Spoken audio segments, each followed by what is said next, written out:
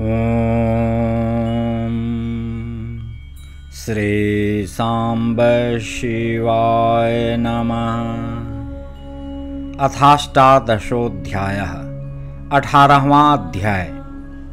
कामदेव द्वारा असमय में वसंत ऋतु का प्रभाव प्रकट करना, कुछ क्षण के लिए शिव का मोहित होना, पुनः वैराग्य भाव धारण करना।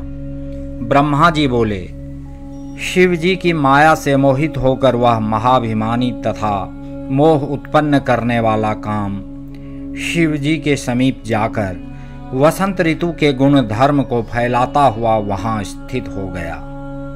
हे मुनीश्वर, वसंत का जो प्रभाव है वह महेश के तपः स्थान औषधि शिखर पर सभी ओर फैल गया। हे महामुने, हे मुनीश्वर, वहां उसके प्रभाव से पादपों के वन विशेष रूप से पुष्पित हो उठे। अशोक की वाटिकाओं में सहकारों के कामोद्दीपक तथा सुगंधित पुष्प विराजने लगे। भौरों से घिरे हुए कुमुद के पुष्प विशेष रूप से कामावेश को बढ़ाने वाले हो गए। उस समय कोयलों का कलरव काम को अत्यधिक उद्दीप्त करने वाला, सुरम्य, मनोहर और अति प्रिय हो गया। हे मुने, भौरों के अनेक प्रकार के शब्द होने लगे जो सबके मन को हर लेने वाले तथा काम वासना को उत्तेजित करने वाले थे। चंद्रमा की मनोहर ज्योत्सना चारों ओर फैल गई। वह कामियों तथा कामिनियों की दूती के समान हो गई। वह ज्योत्सना मानी जनों को रति आदि के लिए प्रेरित तथा रति काल को और भी उद्दीप्त करने वाली थी। हे साधो, उस समय विरही जन के लिए अप्रिय सुखकारी वायु बहने लगी। इस प्रकार कामावेश को बढ़ाने वाला वह वसंत का विस्तार वहां वन में रहने वाले मुनियों के लिए भी अत्यंत असह्य हो गया। हे मुने, उस समय जड़ पदार्थों में भी जब काम का संचार होने लगा, तब सचेतन प्राणियों की कथा का किस प्रकार वर्णन किया जाए। इस प्रकार सभी प्राणियों के लिए काम को उद्दीप्त करने वाले उस वसंत ने अपना अत्यंत दुस्सह प्रभाव उत्पन्न किया। हे तात, तब अपनी लीला के लिए शरीर धारण करने वाले प्रभु शंकर ने असमय में उस वसंत के प्रभाव को देखकर इसे महान आश्चर्य समझा। इसके बाद लीला करने वाले तथा दुख हरण करने वाले परम संयमी प्रभु शिव परम दुष्कर तपस्या करने लगे। तदनंतर वहां वसंत के फैल जाने पर रति सहित वह काम आम्र मंजरी का वान चढ़ाकर उनके बाईं ओर खड़ा हो गया और प्राणियों को मोहित करता हुआ अपना प्रभाव फैलाने लगा। उस समय रति सहित काम को देखकर भला कौन प्राणी मोहित नहीं हुआ। इस प्रकार उनके काम क्रीड़ा में प्रवृत्त हो जाने पर श्रृंगार भी हाव भाव से युक्त होकर अपने गणों के साथ शिवजी के समीप पहुंचा। चित्त में निवास करने वाला कामदेव वहां बाहर प्रकट हो गया। उस समय वह शंकर में कोई छिद्र नहीं देख पाया जिससे वह प्रवेश कर सके। जब कामदेव ने उन योगी श्रेष्ठ महादेव में छिद्र नहीं पाया, तब वह महान भय से विमोहित हो गया। धधकती हुई ज्वाला वाली अग्नि के समान भाल नेत्र से युक्त ध्यानस्थ शंकर के पास जाने में कौन समर्थ है। इसी समय पार्वती भी दो सखियों के साथ अनेक प्रकार के पुष्प लेकर शिव की पूजा करने के लिए वहां पहुंच गईं।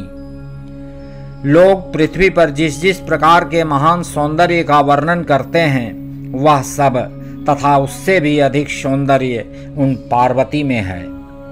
उन्होंने ऋतुकालीन सुंदर पुष्पों को धारण किया था। उनकी सुंदरता का वर्णन सैकड़ों वर्षों में भी कैसे किया जा सकता है। जिस समय वे पार्वती शिवजी के समीप पहुंची, उस समय शिवजी क्षण भर के लिए ध्यान त्याग कर अवस्थित हो गए।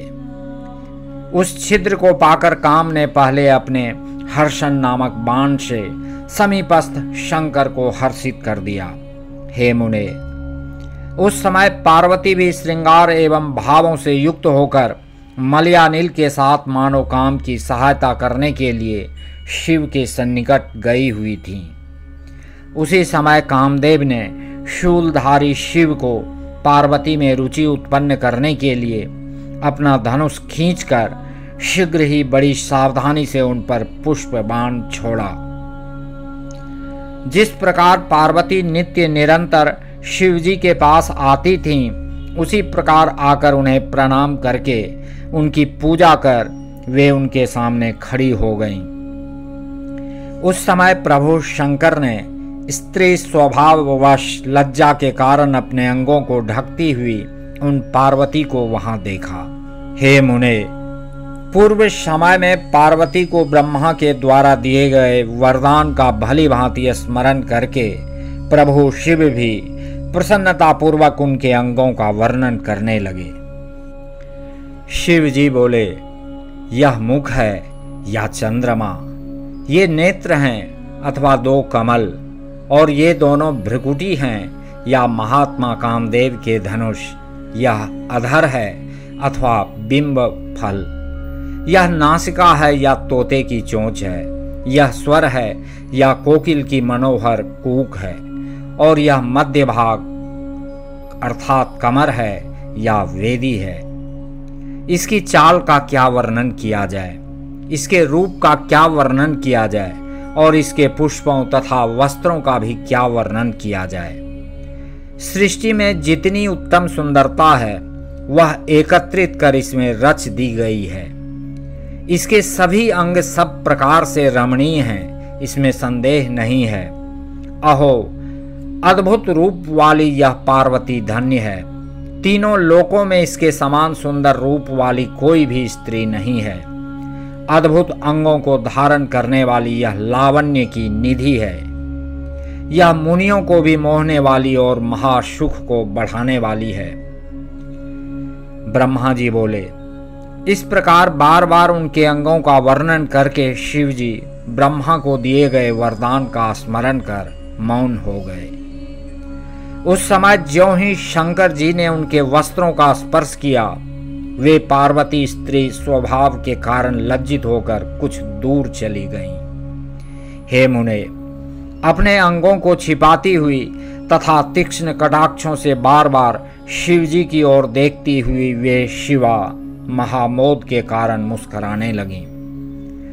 उनकी इस चेष्टा को देखकर शंकर जी मोह में पड़ गए, और तब महान लीला करने वाले महेश्वर ने यह वचन कहा, जब इसके दर्शन मात्र से इतना अधिक आनंद प्राप्त हो रहा है, तब यदि मैं इसका सामीप्य प्राप्त करूं तो कितना सुख प्राप्त होगा।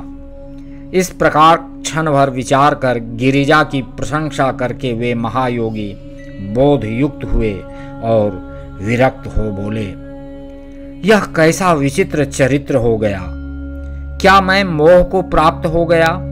प्रभु तथा ईश्वर होकर भी काम के कारण मैं विकार युक्त हो गया। मैं ईश्वर हूं, और यदि दूसरे के अंग स्पर्श की मेरी यह इच्छा है तो अन्य अक्षम तथा क्षुद्र पुरुष क्या क्या अनर्थ नहीं करेगा। इस प्रकार वैराग्य भाव को प्राप्त कर उन सर्वात्मा ने पर्यंक एवं आसन का परित्याग कर दिया, क्योंकि क्या परमेश्वर पतित हो सकता है।